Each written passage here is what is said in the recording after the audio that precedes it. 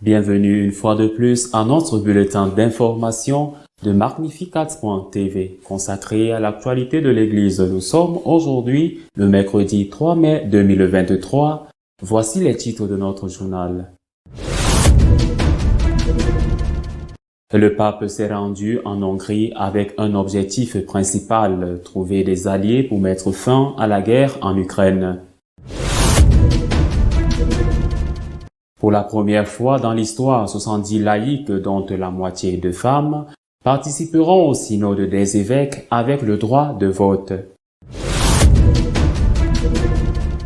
Selon un sondage, 44% des Allemands demandent la démission de tous les évêques en raison de leur incapacité à prévenir les crimes de pédophilie au sein du clergé. Le cardinal de Stockholm a rejeté l'idée que la vérité puisse être le résultat d'un vote et que les majorités la déterminent. La bénédiction des couples homosexuels a provoqué un schisme dans l'Église anglicane. La grande majorité ne reconnaît plus la primauté de l'archevêque de Canterbury.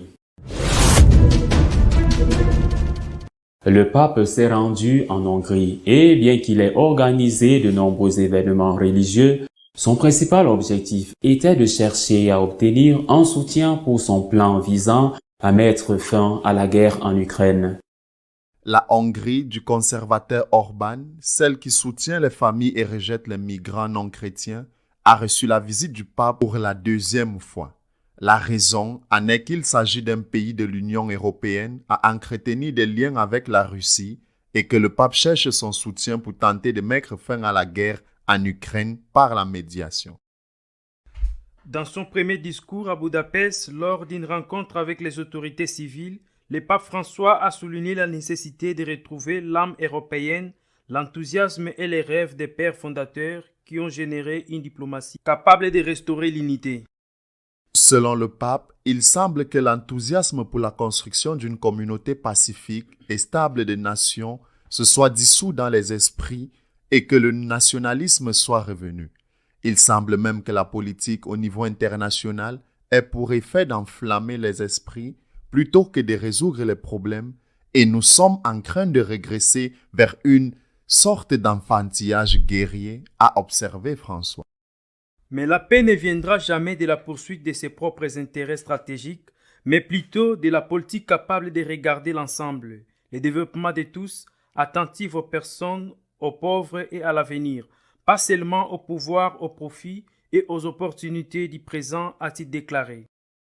Après sa rencontre avec les autorités civiles hongroises, le pape François a rencontré les pasteurs de l'église hongroise dans la cathédrale Saint-Étienne, auquel il a demandé de donner des signes d'écoute, de communion et de fidélité à la prière. Au deuxième jour de son voyage apostolique en Hongrie, le pape François a rencontré les pauvres et les réfugiés dans l'église Sainte-Élisabeth et a appelé à la compassion pour tous, en particulier pour ceux qui sont marqués par la pauvreté, la maladie et la douleur. Investissez dans les grands objectifs de la vie. Ensuite, formez-vous en dialoguant avec Jésus, qui est le meilleur des formateurs, a déclaré le pape François à des jeunes Hongrois lors d'un événement qui a attiré beaucoup de monde. Le souverain pontife a encouragé les jeunes à viser haut dans leur vie en surmontant leurs peurs et en allant de l'avant, toujours en dialogue avec Jésus, leur meilleur ami et frère. Les laïcs auront le droit de vote au synode sur la synodalité, a décidé le pape, changeant ainsi les règles de l'événement et même sa nature. Le prochain synode sur la synodalité constituera un changement radical par rapport au synode précédent, y compris ceux de l'Église primitive. Les laïcs auront un vote qui comptera autant que celui d'un évêque. Le règlement actuel comportera quelques modifications et nouveautés. Elles concernent la composition de l'Assemblée et les types de participants qui se justifient dans le contexte du processus synodal. sans pour autant, selon les cardinaux organisateurs, changer sa nature épiscopale. En particulier, il n'y aura plus d'auditeurs laïcs comme par les passés avec droit de parole, mais sans droit de vote, mais 70 laïcs issus des églises locales. Ils sont choisis par les papes sur une liste de 140 personnes nommées par les conférences épiscopales et l'Assemblée des patriarches des églises catholiques orientales. Il est demandé que 50% de ses membres soient des femmes et que la présence de jeunes soit également appréciée. Il est tenu compte non seulement de leur culture générale et de leur prudence, mais aussi de leur connaissance, tant théorique que pratique, et de leur participation à divers titres au processus. 44% des Allemands souhaitent que tous les évêques démissionnent pour n'avoir pas empêché les abus sexuels sur les enfants ou pour les avoir réduits au silence. Un sondage réalisé en Allemagne montre que 44% des personnes interrogées pensent que pour résoudre les problèmes des abus, tous les évêques devraient démissionner. Sous prétexte d'abus, les évêques ont mis en place la voie synodale pour imposer un agenda truffé d'hétérodosties. Il ne semble pas qu'il aura beaucoup d'écoute dans ces cas. Le temps de l'écoute est-il terminé? Il semble que les évêques allemands soient devenus très sélectifs dans leur interprétation des signes des temps, sous prétexte qu'ils voulaient retrouver leur crédibilité et que le problème de l'apostasie massive dans l'Église était la question des abus. Ils ont mis en place la voie synodale. Face aux inquiétudes légitimes des corps épiscopaux entiers comme les évêques nordiques et polonais, ils se sont défendus en disant qu'ils savaient écouter et qu'ils avaient la solution. Ils ont dit qu'ils savaient ce que les gens voulaient. Entre-temps, il semble que ce qu'ils appellent l'écoute soit leur point fort, puisque seuls 30% des Allemands interrogés sont opposés à la démission de tous les évêques comme solution, tandis que 44% ont répondu à la question par l'affirmative. C'est ce qui ressort d'un sondage réalisé par l'Institut d'études d'opinion INSA Consulaire basé à Erfurt pour le compte d'Editage Spot. Les 21% restants ne savent pas où ils en sont et 4% ne veulent pas se prononcer. C'est dans la tranche d'âge des 30 à 39 ans que la proportion de ceux qui considèrent que la démission de tous les évêques allemands est nécessaire est la plus élevée, soit 51%. Les personnes âgées de 18 ans à 29 ans sont les moins nombreuses à être d'accord avec cette affirmation, soit un pourcentage de 34%. Selon la confession religieuse, 40% des catholiques et 41% des protestants y sont favorables. La vérité ne dépend pas des majorités et n'est pas atteinte par un vote, a déclaré le cardinal de Stockholm, faisant référence au processus synodal. Dans une interview accordée au Tagessport de Wolfsburg, le cardinal suédois et archevêque de Stockholm, Monseigneur Anders Arborelius, commentant la dérive du synode allemand, a fermement rejeté l'idée selon laquelle les décisions de la majorité sont identiques à la voix du Saint-Esprit, car il s'agit d'un point de vue concret à ce qu'enseigne la Bible. Le cardinal affirme que si les décisions de la voie synodale sont importantes pour l'Allemagne, celle-ci n'est qu'une petite partie de l'Église universelle. Bien sûr, nous aborderons ces questions d'une manière ou d'une autre, mais le point de vue allemand ne sera pas aussi important qu'on pourrait le penser en Allemagne. La voix allemande n'est pas la voix la plus importante de l'Église mondiale. Le cardinal Arborelius explique littéralement au Tagesspot qui pourrait devenir très embarrassant s'il apparaît en Allemagne que les thèmes de la voie synodale ne jouent pas un rôle aussi important dans l'Église universelle que dans l'Église locale allemande. La grande majorité des anglicans ont rompu la communion avec l'Église d'Angleterre en raison de la bénédiction des partenariats entre personnes de même sexe. La décision de l'Église d'Angleterre de bénir les couples de même sexe continue de se répercuter dans la communion anglicane mondiale Une réunion mondiale des principaux dirigeants anglicans non britanniques au Rwanda ayant qualifié cette décision de pastoralement trompeuse et blasphémante. La réunion a exprimé sa rupture totale avec l'archevêque de Canterbury, Justin Welby, et l'a appelé ainsi que l'Église d'Angleterre à se repentir de sa décision. Malgré 25 ans d'avertissements persistants de la part de la plupart des primats anglicans, des écarts répétés par rapport à l'autorité de la parole de Dieu ont déchiré les tissus de la communion. Ces avertissements ont été ignorés de manière flagrante et délibérée, et maintenant, sans repentance, cette déchirure ne peut être réparée, a déclaré le mouvement mondial des anglicans confessants, World Fellowship of Confessing Anglicans. En février, le synode général de l'Église d'Angleterre a voté la bénédiction des mariages civils de couples de même sexe. Dans sa déclaration, l'association qualifie cette décision de nouvelle entorse à l'autorité biblique qui porte préjudice à la communion anglicane. L'Esprit Saint et nous-mêmes sommes attristés par le fait que les dirigeants de l'Église d'Angleterre soient déterminés à bénir le péché, ont-ils déclaré. Puisque le Seigneur ne bénit pas les unions homosexuelles, il est pastorellement trompeur et blasphématoire d'élaborer des prières qui invoquent la bénédiction au nom du Père et du Fils et du Saint-Esprit. La communauté mondiale des anglicans confessants compte quelques 40 millions de membres. Ces églises comprennent l'Église anglicane d'Amérique du Nord, mais ces plus grandes églises nationales, notamment celles du Nigeria, de l'Ouganda et du Kenya, sont africaines. Le congrès, qui s'est tenu à Kigali, au Rwanda, du 17 au 21 avril, a rassemblé 1302 délégués de 52 pays, dont 315 évêques, 456 membres du clergé et 51 laïcs. Sa déclaration finale s'appelle l'engagement de Kigali. La communion anglicane mondiale est composée de 42 églises anglicanes dans le monde et de quelques 80 millions de membres. Sa principale réunion est la conférence de Lambert. Les déclarations publiques de l'archevêque de Canterbury et d'autres dirigeants de l'Église d'Angleterre en faveur des bénédictions homosexuelles constituent une trahison de leurs vœux d'ordination et de consécration visant à bannir l'erreur et à soutenir et défendre la vérité.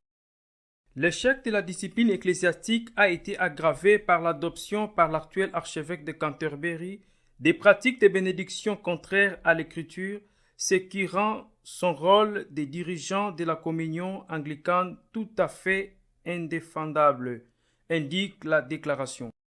Nous souhaitons ardemment qu'ils se répandent, mais tant qu'ils ne se repentiront pas, notre communion avec eux restera rompue, ajoute le communiqué. Nous considérons que ceux qui refusent de se repentir ont abdiqué leur droit à la direction au sein de la communion anglicane.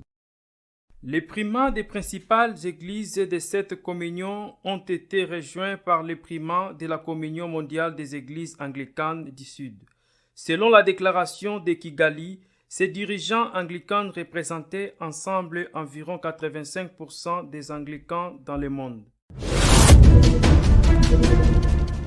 Notre éditorial de cette semaine est exclusivement consacré aux commentaires de la décision du pape d'inclure les laïcs, hommes et femmes, avec droit de vote dans le prochain synode. L'Église doit s'adapter aux changements qui se produisent continuellement dans la société. Non seulement pour survivre, mais aussi pour remplir la mission d'évangélisation que le Christ lui a confiée. Elle doit s'adapter non seulement pour survivre, mais aussi pour remplir cette mission. Elle l'a toujours fait, et généralement avec succès. Un changement, par exemple, a été celui que les apôtres ont provoqué en instituant la figure du diacre, le diaconat, afin que les diacres puissent les aider dans l'assistance sociale, dans la distribution de la charité aux personnes dans le besoin, afin qu'ils puissent se consacrer, eux, à l'évangélisation. C'était un changement extraordinaire. Un autre changement s'est produit pendant la persécution romaine, lorsqu'on a décidé d'employer des enfants pour apporter la communion à ceux qui étaient en prison et qui allaient être jetés au lion. C'est la figure de Saint Tarcisius. Après l'invasion barbare, lorsque l'Empire a été en grande partie rasé, un changement a été l'institution du monachisme occidental par Saint Benoît, qui a permis, heureusement, non seulement de préserver la culture, mais aussi d'avoir quelques forteresses à partir desquelles on pouvait évangéliser avec un peu de sécurité.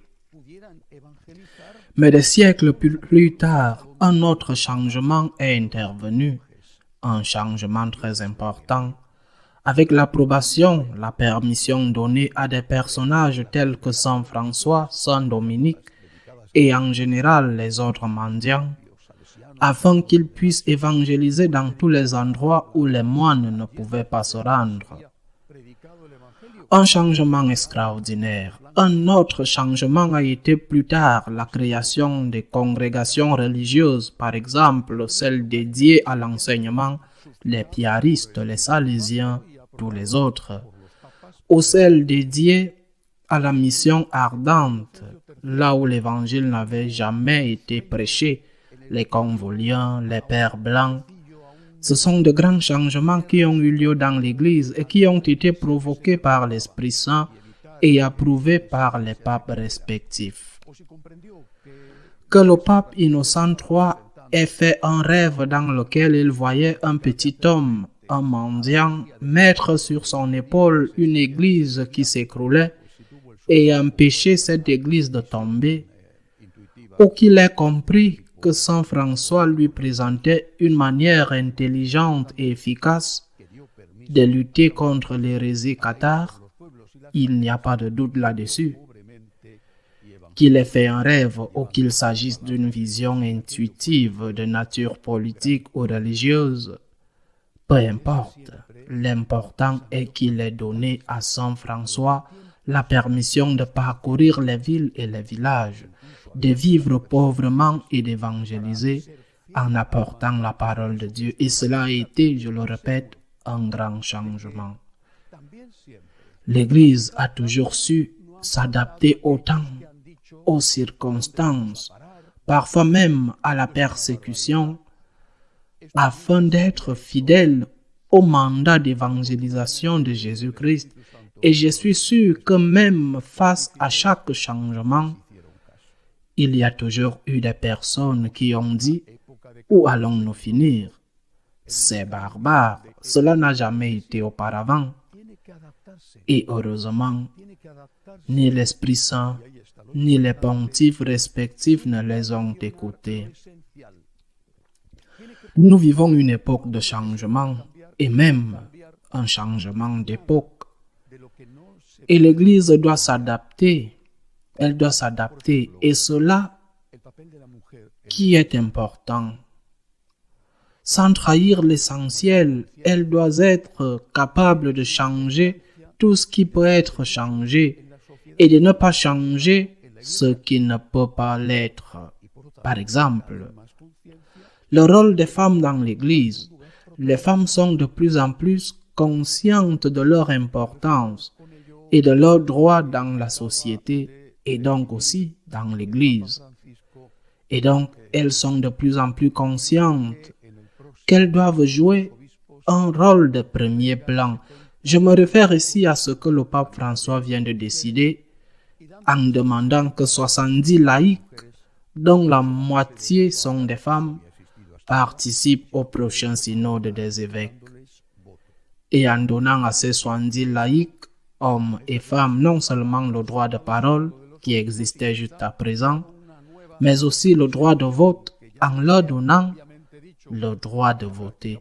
Il est vrai, je crois, qu'avec cette décision, le pape a transformé le synode des évêques et a peut-être créé une nouvelle institution qui n'est plus à proprement parler, du moins dans la pratique, un synode des évêques, Mais un synode avec les évêques, d'un synode des évêques à un synode avec les évêques, même si jusqu'à présent, ils continueront à être majoritaires. Mais cela serait vraiment important si le synode avait été transformé en un organe délibératif et non en un organe consultatif, comme il l'est encore aujourd'hui.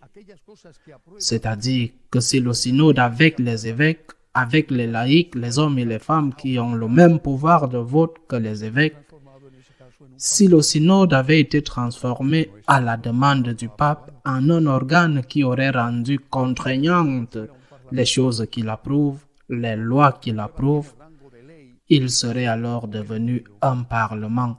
Mais ce n'est pas ce que le pape a approuvé. Si le synode était un parlement, où ce qu'il approuve à force de loi, il doit être respecté, alors une ligne rouge aurait été franchie et nous serions dans une situation similaire à celle que les Allemands tentent d'obtenir avec les soi-disant conseils synodaux composés de laïcs et d'évêques qui ont le pouvoir de décider, et c'est précisément ce que le pape a explicitement interdit. Si le synode devenait un parlement qui décide de tout, avec un statut de loi, une ligne rouge aurait été franchie. Mais si c'est un organe consultatif, si ce n'est rien d'autre qu'une façon d'exprimer une opinion et qu'ensuite le pape décidera de ce qu'il faut faire, comme cela s'est produit avec les synodes précédents que le pape François a présidé, pourquoi les laïcs, hommes et femmes, ne peuvent-ils pas avoir leur mot à dire ou voter? Si nous ne nous adaptons pas, nous mourrons. Or, ce qui est nécessaire, ce qui est essentiel, c'est de savoir ce qui ne peut pas être adapté, ce qui ne peut pas être changé. Par exemple, on ne peut pas changer la loi qui interdit la communion en cas de péché mortel. C'est intouchable. On ne peut pas bénir des unions qui portent en elles une situation de péché. C'est intouchable. Ce type d'union ne peut pas être béni parce que ce serait bénir le péché. On ne peut pas accepter que des laïcs exercent des fonctions réservées aux prêtres. On ne peut pas admettre des femmes au diaconat ou au sacerdoce. On ne peut pas transformer un synode en parlement ou en conseil. On ne peut pas modifier les normes morales, ni les normes sexuelles, ni les autres normes.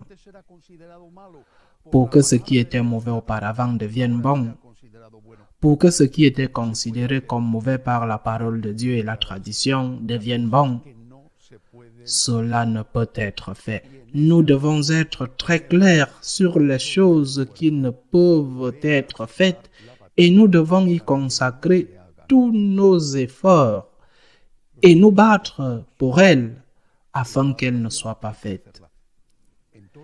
Si certains de ces changements ne sont pas corrects et s'il s'avère qu'ils ne sont pas efficaces, nous reviendrons en arrière ou nous procéderons à d'autres changements. Ce qui ne peut pas être changé, c'est ce qui ne doit pas être changé. Et j'ai énuméré quelques éléments qui ne peuvent pas être changés. Voilà, pour défendre ce qui est intouchable, c'est là qu'il faut faire l'effort. C'est là qu'il faut mener la bataille, sinon on risque de tomber dans le piège, de se scandaliser de tout et de tuer des mouches avec des canons. Et tuer des mouches avec ces canons, ça n'a jamais été efficace ni intelligent. Défendons l'intouchable, l'essentiel. Et acceptons que l'Esprit Saint nous conduise à faire des choses qui n'ont pas été faites jusqu'à présent et qui ne sont peut-être pas à faire demain, mais qui peuvent commencer à être faites aujourd'hui. Tant que l'on ne touche pas à l'essentiel, il me semble imprudent d'être systématiquement fermé au changement. À la semaine prochaine, si Dieu le veut. Si vous souhaitez être au courant de ce qui se passe dans l'Église, vous pouvez le faire à travers notre page d'information magnificat.tv. Nous continuerons à vous tenir informés de ce qui se passe dans l'Église. À nous revoir la semaine prochaine, si Dieu le veut.